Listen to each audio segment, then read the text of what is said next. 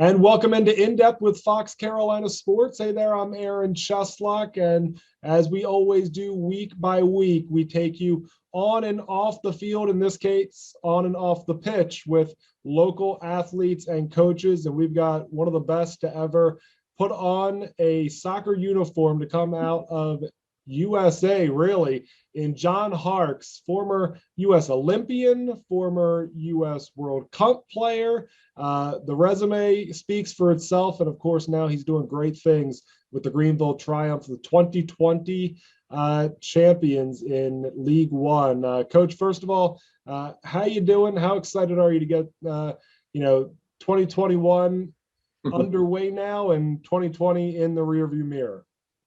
Yeah, it's great to see you as well, Aaron. It's 2020 was an incredible year.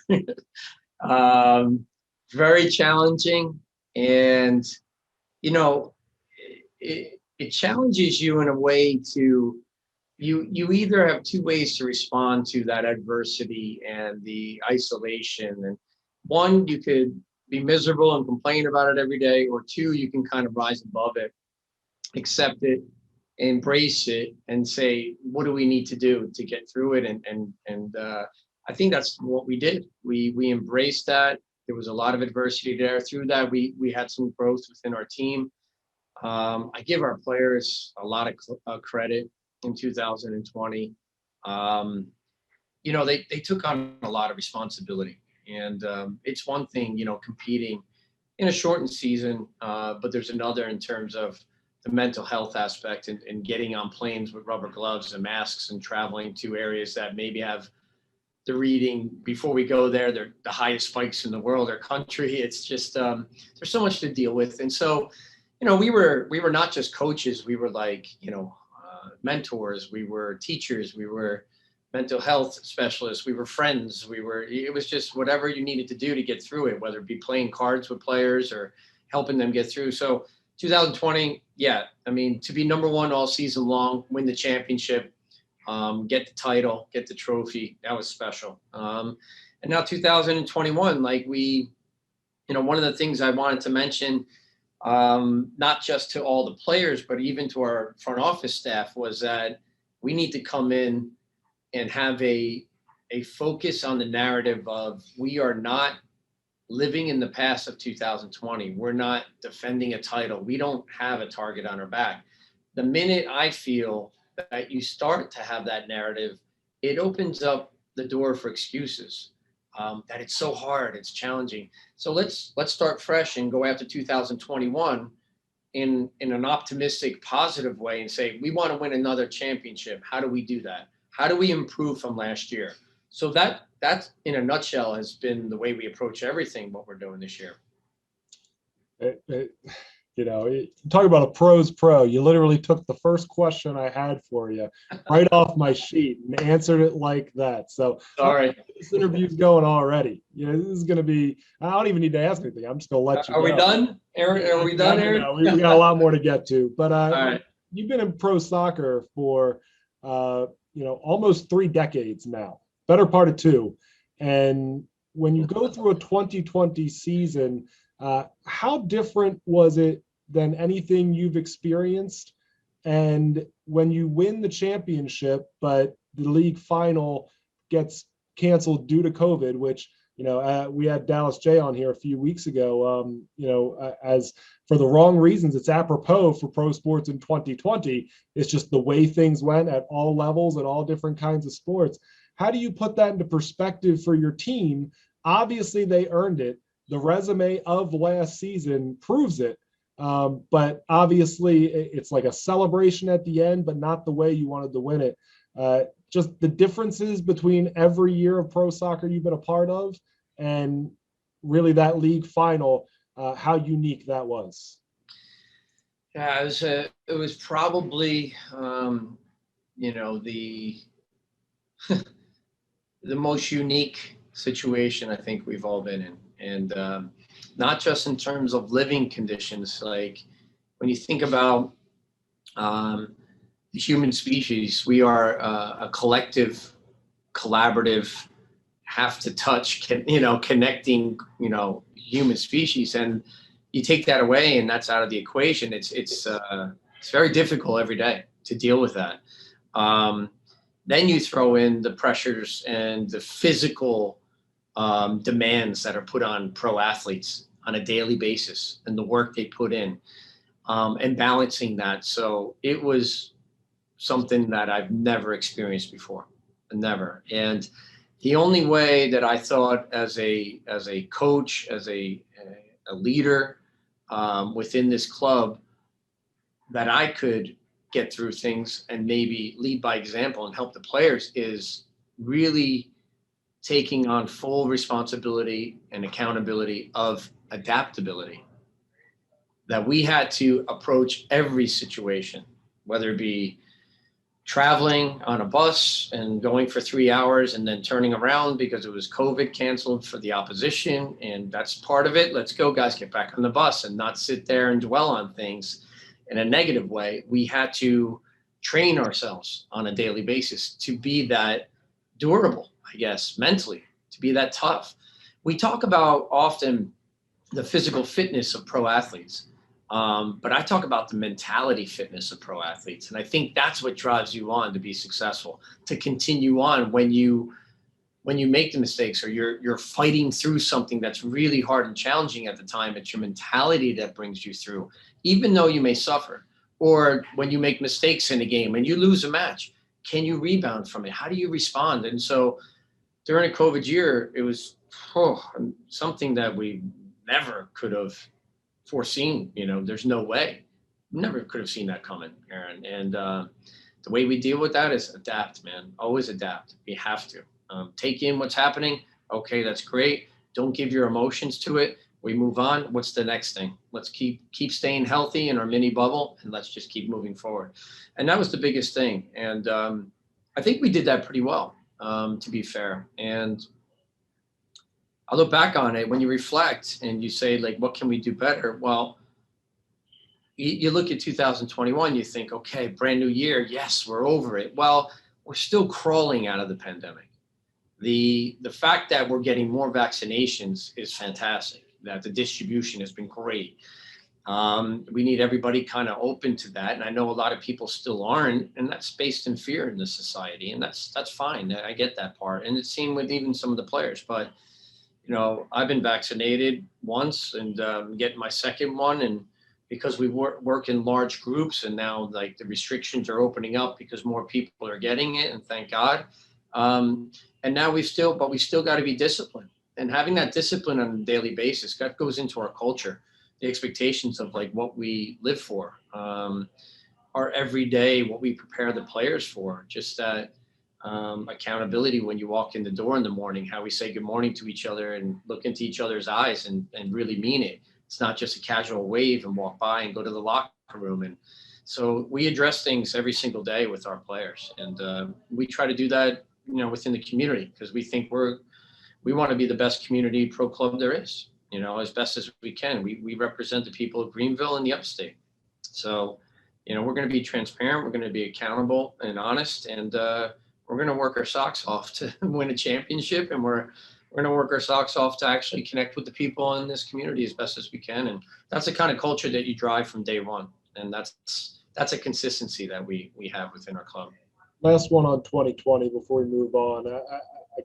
I got to know, after that decision comes down that, Union Omaha has to pull out of the League One final. Did you know right off the bat that you guys were going to win the championship, or did you have to go to the rule book to figure it out? What's the message to the team once you know, while still dealing with the disappointment of not being able to play that match? Yeah, and it's a good question. And sorry I didn't address it in your last question, but there's a weight that sits on you sometimes, and as you prepare for that championship game, there's a lot of that physical and mental focus that goes into it, and that can drain you. And to prepare to go and play in this championship game, our first one was going to be here. We wanted to put on a show for everybody, and we felt deep down that we're going to win this game. We were in a great state of mind. Physically, we were prepared. and it gets pulled out from underneath you. And, Omaha has 10, 12, cases of COVID. And then we're waiting for the league, to how we're going to handle this. There's a couple of ways to go. One, you can postpone it and then wait to see if we can do it 2-3 weeks later. But then again, is like, what if there's more COVID cases there? What if we have COVID cases? But I mean, I think they had maybe close to 12 cases. So that basically out of their roster takes them out of the situation. And they, the league decided that we were number one all year long. And, we were given the title, but I think we earned it, to be honest with you. When you're number one all season long in every country in the world, you're the champions of your league. There's not a lot of playoff systems like there is a structure here. And in a COVID year, we knew there were 16 games. Who's ever at the top, you're going to compete to be in the final, the top two teams. And we were top number one all year. So we accept it, we take it and move forward. There's nothing we don't feel empty about it. We feel like we've done the work. To be number one all year long, it's not easy. So we feel like we deserved it. We're going to touch on your playing career here in a minute. But what's the biggest difference between John Harkes, the star midfielder, versus Coach Harkes, which you've been for more than a decade now? I think when you're a player, a lot of times we're driven by ego. That helps athletes become confident and accomplish things. As a coach, you have to remove the ego to some extent, and you have to have servant leadership and authentic, transparent leadership as well. You're there for the players. You represent the club. I represent Joe Irwin. Joe Irwin is, our owner and our chairman. And if I'm not, on a daily basis, being an extension of him and his family, then I'm not doing my job properly. So I have a job to do, and that's to get the best out of our players, to encourage them to do well, and for them to believe in themselves, not to believe in me. Like what I've done as a player is in the past. I was very fortunate to have a great career, and I played 90 times for my national team. And as you mentioned, getting to the Olympics and playing in World Cups is every player's dream, to represent your country. But I can still remember, putting on that jersey for the first time, and what an honor it was. And I was fortunate, but a lot of people helped me get there along the way. And the number one thing, the way I was raised, is if you constantly always remember where you're from and the people that helped get you to where you are, then that's how you have to kind of manage. That's how you have to coach. You got to be there for them. So I guess that's the main difference. And, yeah, of course, as you age, you mature, you figure things out, you study, you're always looking for ways to improve. Coaches, similar to players, Aaron, have blind spots. And if the ones that tell you they don't have blind spots, then they're not aware of them, or they're turning a blind eye to them. And you always got to find ways to improve, because you're not going to be perfect. You're going to make mistakes as well.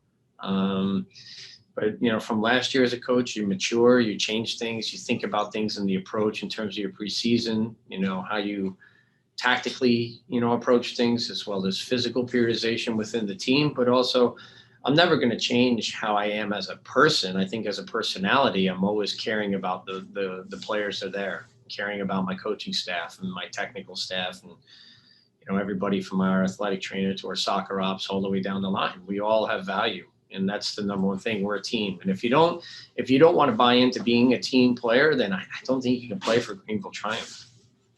Well, for a guy that has had so much success in your career, I imagine a big part of that is always looking forward and planning for the future. So what we're going to do is we're going to drag your hand and make you walk the path, because this is quite a story you have, Coach. You're a Jersey boy, played collegiately at Virginia.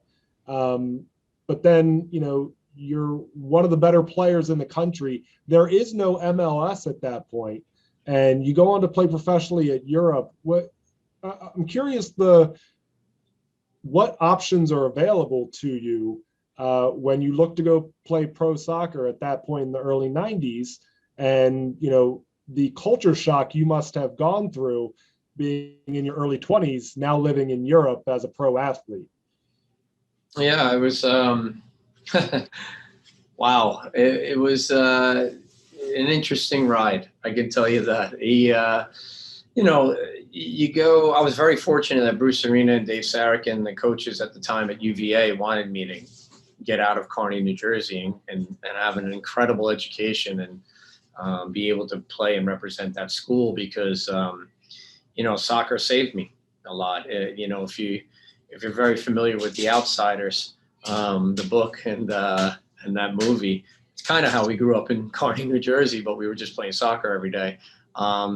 So, having, going through the process of being at UVA, figuring out soccer, what am I going to do, but also academically, because some people don't come from a really strong academic background. And I was one of them. My parents, although very, very intelligent and hardworking people, both were from Scotland and settled in Kearney, New Jersey. And I was born there, and, their high school, diplomas and, worked, just he gave me the work ethic. So I always wanted to kind of improve myself and find out what the world was like.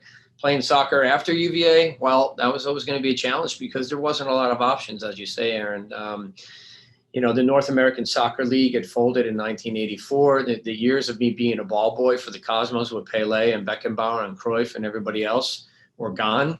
And we're thinking, what's next for us? Like, I want to be a pro.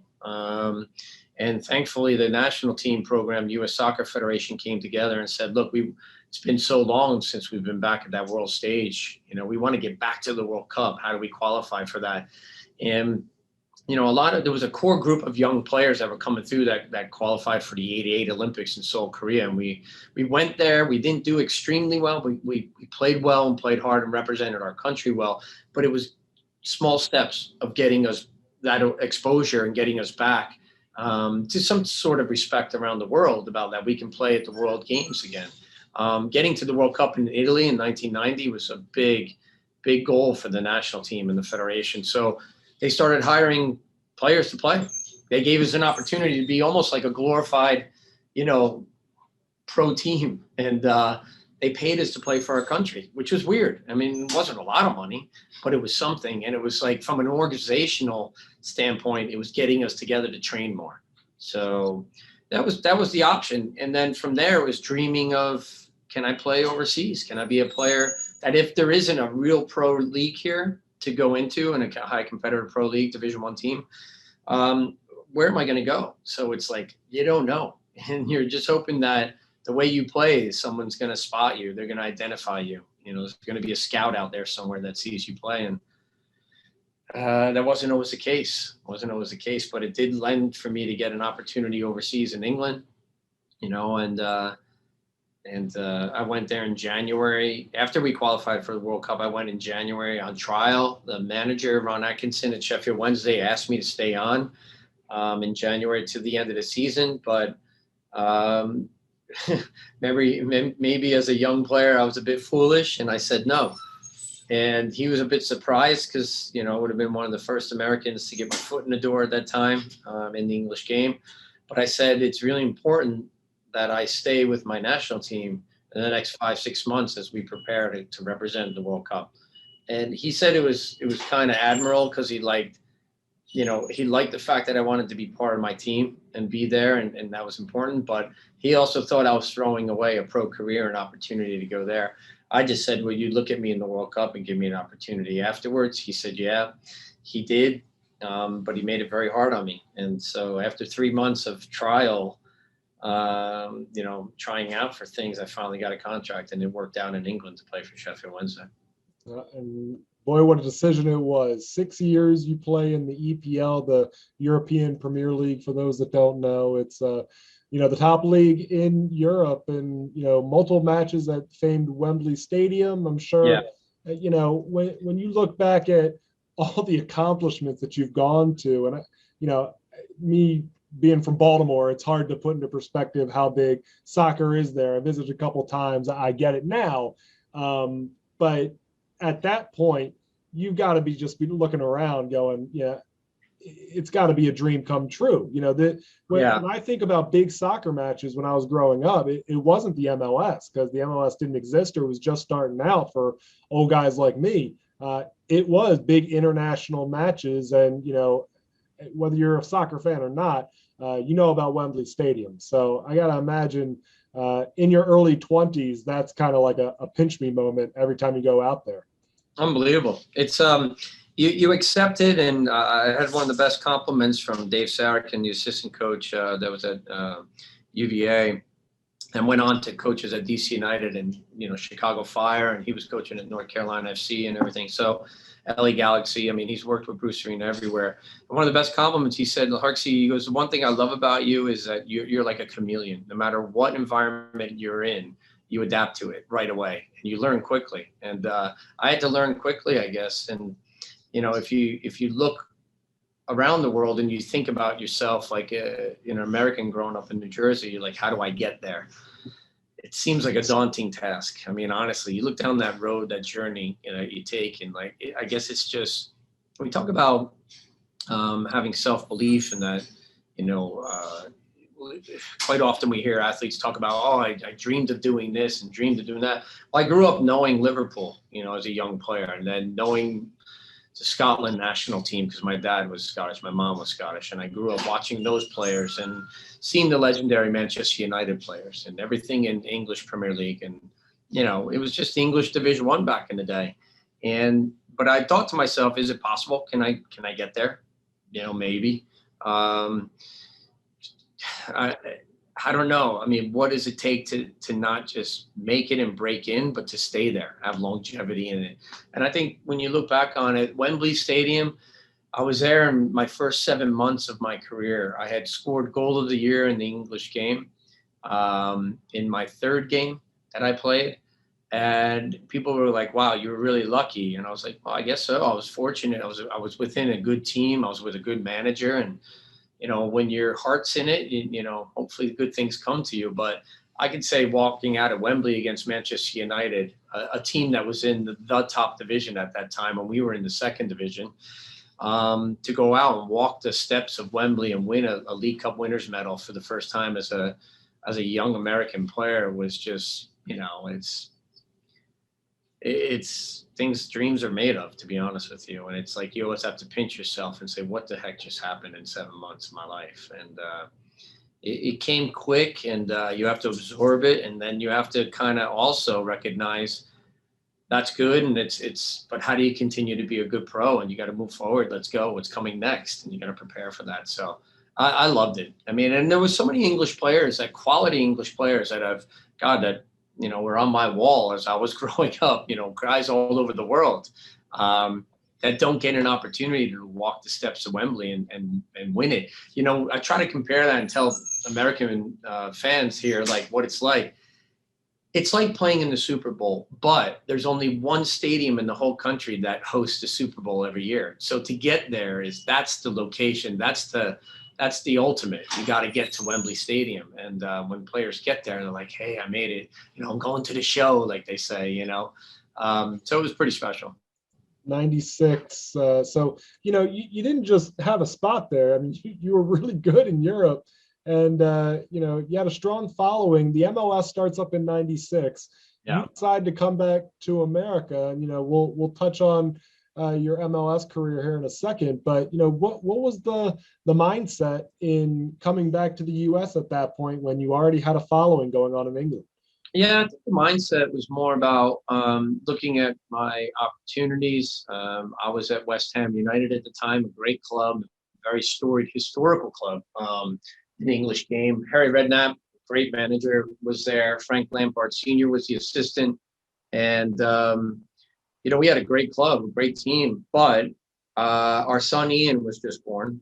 And my wife Cindy and I, were thinking like, this is fantastic. There was always talk after playing in the 94 World Cup, and, our country did such a great job hosting it. There was always talk of like, can Major League Soccer start up in 95? And then it didn't happen. And then they started talking about, okay, it's really going to happen now. Like a lot of ownership groups are coming on board. The Crafts were part of that. Lamar Hunt was part of that, coming from other sports. And you got good people like that behind you. You're thinking, okay, Phil Anschutz came on board as well. And now you're thinking this could be a reality. And, we started talking about for 96. And John, we'd like to buy your contract back and get you into the States. But at the same time, Aaron, you're thinking in the back of your mind, like, wow, I got a good thing going here. I want to stay in England for like another 5-6 years. I would love to. When I first went over, I was like, can I stay there for 10-year career? Can I, have some durability to make it through that time period? And you never know. I mean, there's so many injuries that come with it, coaches that don't want to play you because you're a different style player, whatever it may be. But I enjoyed the period of time there. I made the decision back for my family with my young son, who was born there, but at the same time, like, to come back to the States. And then there was always that chip on my shoulder and the accountability, like, I want to grow the game in this country. So you take on that builder kind of responsibility of like, can you help be part of that growth in this country? Can we really establish a pro league here that maybe some days, my son wants to play in, which he did eventually play for the same club I did, DC United. And so, growing the game in our country, getting respect in our country for the sport, I think was always something that I took full responsibility on as a player. I really did. And so it wasn't a hard decision, but we were going into the unknown at that time. And so you never really knew. What if we went back and played 1 year and the league folded?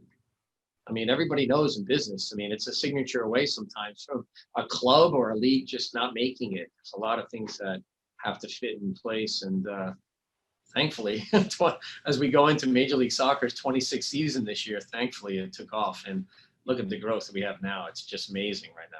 Yeah, I think I'm not sure that can be overstated enough. The amount of risk that goes into that when you're joining a new league and, Or stupidity. Yeah, well, in hindsight, it's not, right? No, you're right. You're right. I mean, boy, it paid off in spades in a heartbeat. 96, 97, DC United wins the MLS championships. You end up being a 6-time All-Star in Major League Soccer, one of the first faces of U.S. soccer, certainly in the MLS era. You touched on this a couple times, but the 88 Olympics, the World Cup in 94. What's the difference in terms of American pride when you're putting on the red, white, and blue between the Olympics and the World Cup? And when you think back, that moment in your international career, which one of those teams is the one that stands out most to you? Oh, I mean, I think, for me, it's a huge honor for sure to represent the Olympics and for the World Cup. The Olympics, though, for me, it was just more of like a U.S. thing. Like I kind of, for some reason in my mind as a young player, I thought can I get to the Olympics for the U.S. But from the world stage, I think it's more like the World Cup itself is just like the biggest tournament in the world. And that's something that I put on a pedestal. It was like, can you get up there and play against some of the best players in the world and challenge yourself and say, like, where do we measure up? Like, that's what you need to do. Is like, how do we actually move? In 90, we were like tourists. In 94, we actually grew up and said, hey, we're here to prove something and play. So getting back to that world stage after 40 years absence since the 1950 World Cup, where we surprised England by beating them 1-0. One of those famous players was Walter Barr. During the 90 World Cup, in the World Cup qualifications, he was on our bus going to games to inspire us. So Walter Barr would sit at the front of our bus and give us a talk before we went out to the World Cup qualifying. So there's a guy who did it 40 years earlier and is now there to help support you. I mean, what other inspirational leader do you need to push you on? So I would say playing in the World Cup is the ultimate mecca. I mean, for most players, for me, it was for sure. I got to ask you before we continue here, the state of the U.S. men's national team right now. There's a lot of disappointment. The U.S. fails to qualify for the Olympics for the third straight year. And then, the women's team looks like the team to beat once again moving forward. What is it going to take for U.S. men's soccer? And I'm sure this is a long-winded answer, but the best you can to put it in a concise, you've worked with youth soccer, the under-20 team, trying to get things it seems like, a big argument I keep hearing is, our best athletes don't necessarily go to play soccer. And I think there are enough great athletes in the U.S. where we, compete. And I think maybe it's just the American mentality that we feel like we should be, top level at all different, every sport, regardless of the competition. Your take on where the men's national team is right now and what needs to happen to get them to be competitive on the world stage? Well, for the clarification between the men's national team and the Olympic team, that's two different pools. I mean, there are a little bit of a crossover there because we have a really great young generation of players right now that are exceeding and playing well in Europe. Not just sitting on the bench, but actually starting and playing for these big clubs, whether it be, Dortmund, with Pulisic at Chelsea now. I mean, like, there's a lot of quality players at Weston McKennie at Juventus. And what you need to do in terms of the planning for that is, from a federation standpoint, is take the game seriously, take the Olympics 100% seriously, and put everything you can into it. Because when you get back to the world stage in the Olympics, it's just like in Brazil. We talk about Neymar. Neymar is one of the best players in the world, and Neymar played for his Olympic team. That year, Brazil won the Olympics. So they took it seriously. So why aren't we putting our best players in the Olympic team to qualify and get to the Olympics? Now, the argument may be, okay, some of those big clubs don't want to release your players. It's not a FIFA sanctioned tournament, the Olympics. So they don't have to, release them because there's a fear from their perspective of, why, if I release them for an Olympic qualifying game, they get injured, they can't now. I pay them the money. They can't play for our club. So it's a bit of a conundrum. It really is. There's a challenge there. But from a federation standpoint, get the best players you can that are in the under 23 bracket that can actually qualify for the World Cup and get us back to that stage again, and inspire those players. Coach them and let them enjoy that process and let them have fun. That's what we need to do for that age group. And you can't treat them like they're the senior national team. You got to treat them differently. You got to inspire these guys to play every single day and want to show up and put the Olympic jersey on again. Give them a sense of pride. So if we can get back to that, I think with the talent we have here, we should qualify for the next Olympics. We should have done it here. So it is a big disappointment, and it's got to be done. It's got to be changed. They have to restructure the way they think about it, they value it, and they approach the Olympics for sure. From a national team standpoint, I think Greg Berhalter, the head coach there, and his staff are doing a good job of creating depth within our national team. There's a lot of players that are now, Aaron, coming into that system, in that roster, that are getting opportunities to play for their country, and they're creating a lot of competition there. So that's healthy. That's good to push on each other. It gives you a little bit of an edge. And now, as we come out of COVID and the pandemic, hopefully, and things start to get back to a new normal, or whatever that may mean now these days, we're hoping that we go from strength to strength with the national team, that we can start surprising some international games and pulling up some great results here and there, and represent in the World Cup. As opposed to, when you go back to that conversation, I always have to remind a lot of people that are not just in that ripple pond effect, where the core fan base is inside. On the outside looking in of that ripple pond are a lot of fans liking soccer, and they don't really know a lot of history in soccer. So they say comments of like, wow, the women are doing so well. Well, let's not forget the history of the game in this country. The women in the US side introduced soccer to the rest of the world. The rest of the world. Whereas in the men, we're always playing catch up to the rest of the world. We didn't have a pro game in this league in this country for a long period of time. So we're playing catch up here on the men's side. And it's got to get to a point where we do it from the ground up. The youth are in there. There's a culture in our country that says, oh, I'm not going to play, 7 different sports. I'm going to play one sport, or I'm going to be in an academy pro club at the age of 12, 13, 14, like a lot of these players do. But at the same time, you don't want to be a structured player. You want to have that balance with some creativity. You want to have that individual thought process as well as that collective, thought process of being a team player. But you still don't want to take away that individual creativity and that imagination of the player. So somehow we got to find a balance of that as we grow the youth players in this country.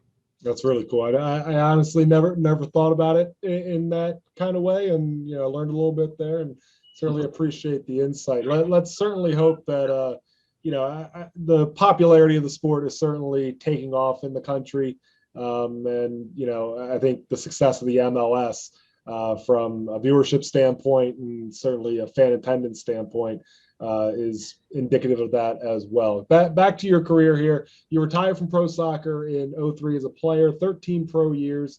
You go on to coach with New York, 8-year layoff there before you're the head coach of FC Cincinnati. You also spent some time, as I mentioned, with the under 20 national team and some time with DC United. What are the things that you learned as a soccer mind in that span in your early coaching career that you didn't already know from playing more than a decade of pro ball? Yeah, I mean, I think playing the game is certainly different than teaching the game and being a coach. You can take some of the experiences that you have as a player, what you,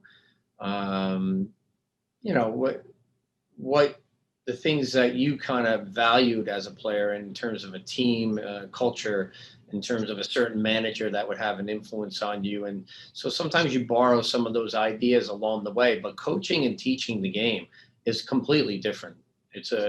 You really got to study the game. You really got to also understand how to communicate with players. It's not just like, you can't say, oh, I was a great player and now I expect everybody to play this way and it's going to happen. There's a process there. So you have to understand from an educational standpoint, what does it take to be a coach?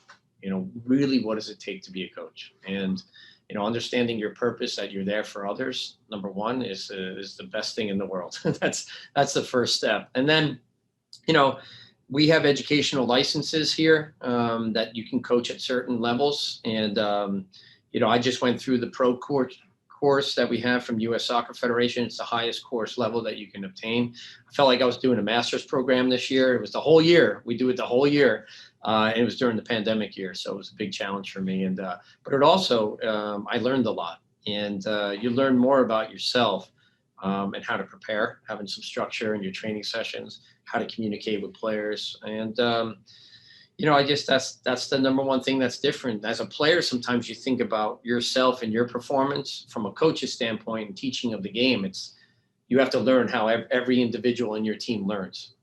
And once you understand that, then you can really be an authentic leader. That's the number one thing. When,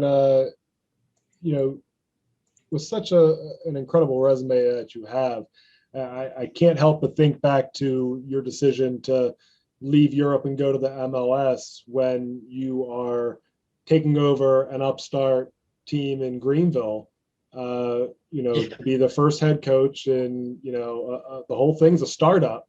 What was the allure of taking this job, and how have you seen not only the team, but really the entire upstate community really circle around and embrace you guys? And obviously the winning helps. But I got to imagine it's been a pretty cool to watch this canvas get painted year by year. Yeah, no, it is. It's a great experience. And I think it's just, I take a lot of lessons that I learned from, building FC Cincinnati from scratch. We were very successful on the field. We were very successful in the stadium with the fan base. But even as a first-time head coach, of your own pro club, you get to learn more about yourself and that process, and having the patience to build a club, and not just for that every single day living, like what are we going to look like 2-3 years from now? So, as I came to Greenville, my daughter was playing at Clemson with the women's program there. And that's where all the kind of connection to Greenville kind of happened, because my wife and I would come over here from Clemson games and kind of grab a bit of lunch, and we're like, wow, this Greenville is pretty cool. And then, I got to meet through the league itself. They were like, hey, do you know anybody in Greenville? Because they're starting up a pro club. I was like, no, not really. And then, I got connected with, some of the people in the club. And then all of a sudden those conversations start happening. And, you reflect back to FC Cincinnati, what I've done really well, what I could have done better there. And you learn from that and you grow and you say, whew. And then they're like, do you want to coach in Greenville, or Do you just want to be like, a consultant to help us grow? And so those conversations went on for a couple of months, and they were like, hey, we really love you to coach here. And then those conversations became real. And I took what I learned in Cincinnati and what to do better, and I try to apply it here in Greenville, and saying, it's going to be daunting, but at the same time, I like challenges in life. I don't, it's not that I'm taking high risks all the time. It's just I love to be challenged so that I learn more about myself. And I thought, wow, maybe I can apply some things differently and allow Greenville to really grow as a club and be a community club and have some success. So thankfully it's worked. So far, we got a lot of work ahead of us still. We're still growing every day, and we want to expand. We want to make sure that we get a bigger fan base and support for who we are, and have an identity in this community. And so I think getting our own stadium is probably a good start. You see what the Greenville Drive have done, how well they've done to get their own stadium, and I think that's home. And when you have home, you have an identity. So that's the next step for us in our challenges of how we grow as a club. And I'm still growing as a manager every single day, and as a sporting director, that's my job, is to look forward and where do we want to be in year 3 and year 4 and 5 as a club.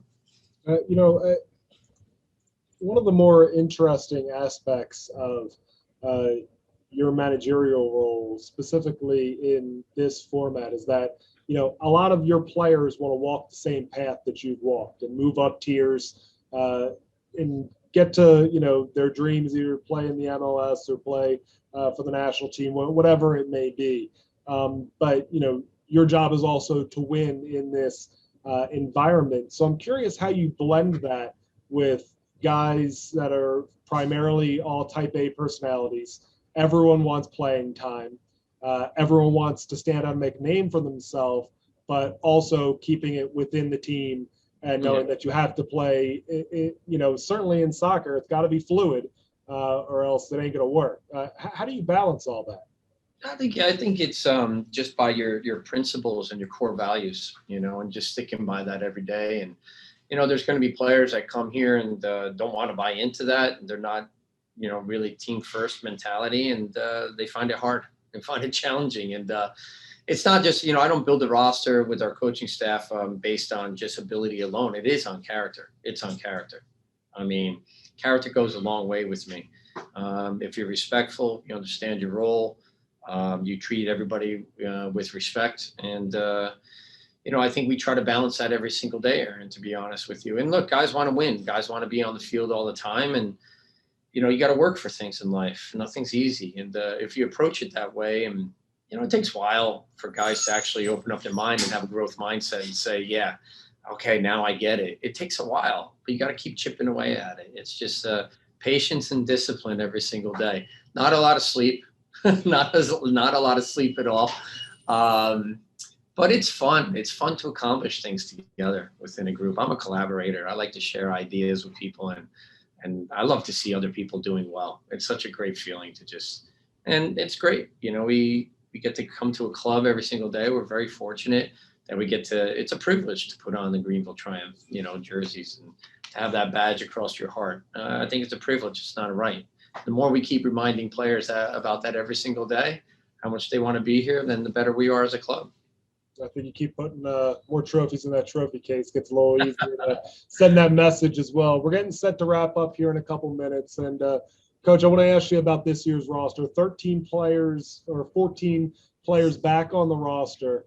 I know you mentioned earlier that you guys aren't looking to repeat as champions. You're just going for another one with a clean slate. But I got to imagine having that kind of continuity back breeds an awful lot of confidence. Yeah, it does. I mean, each year you try to look at where the players are. There's some players that are very ambitious and they want to get to the next level. Of course they should, and that's the mentality you want within your team. But there's also a lot of players that say, like, we did something pretty special last year, let's make it more special this year. So retention of players like that want to fight and want to be able to compete for Greenville Triumph, we want to retain. And I'm pretty happy we got 14 because it's not easy. And a lot of teams are looking to pick us off and lure our players away.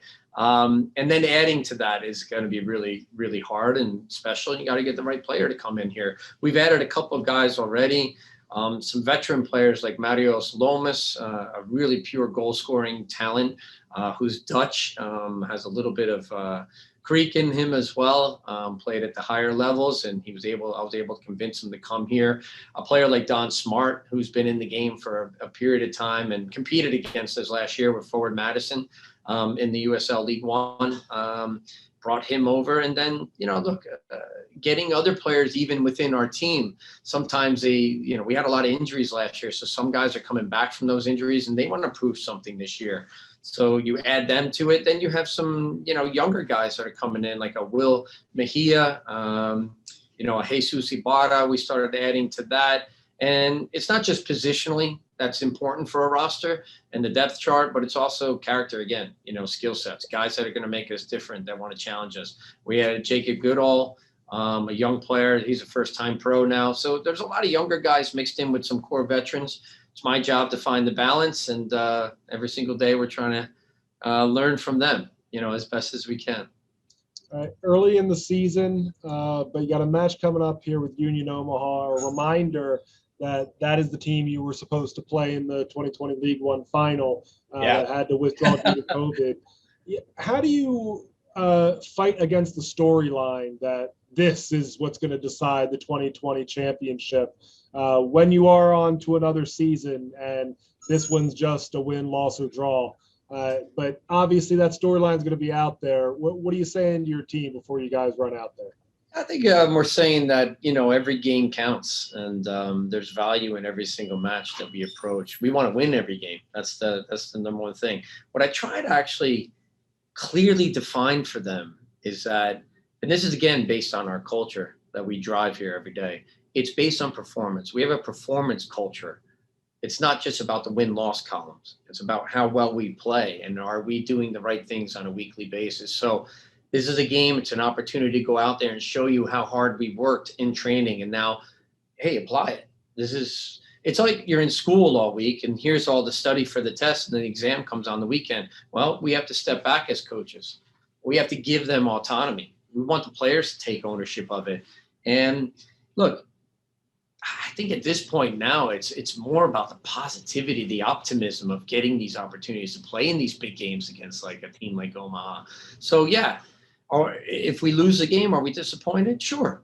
Yeah, we are. Of course we are. But did we learn from it, and carry that forward into the whole season, 28-game season? So every game's important. Each game counts. But at the same time, it is a journey. It's a long process. So, there's going to be mistakes made. How do we play through it? How do we respond? There's going to be games won and lost that some games we deserve to win, some games we didn't, and that's the same for everybody. But let's go out there and put us in the best frame of mind. Let's create the opportunities to always be confident in our own self and compete. That's the number one thing. Can we raise up and compete as best as we can? If we do that, then we're proud of ourselves no matter what we do. All right. I know you got to run. Final question for me. Your favorite player on the team is? Favorite player on the team?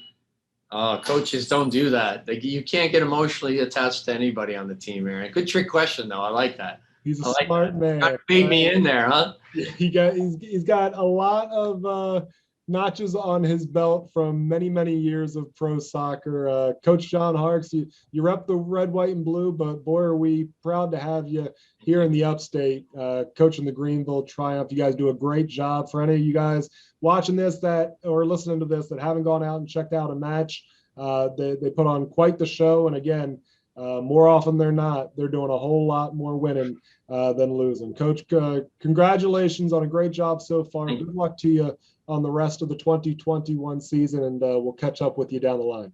Thank you so much. It's been great to spend time with you as always, and look forward to the next time. John Harkes, the manager, sporting director of the Greenville Triumph, who are not looking to repeat as champions. They're going out to get a whole nother one. Appreciate the time, and thank you for joining us here as well. It's going to do it for this week's edition of In Depth with Fox Carolina Sports. Got another great episode coming for you next week. Have a great one, everybody.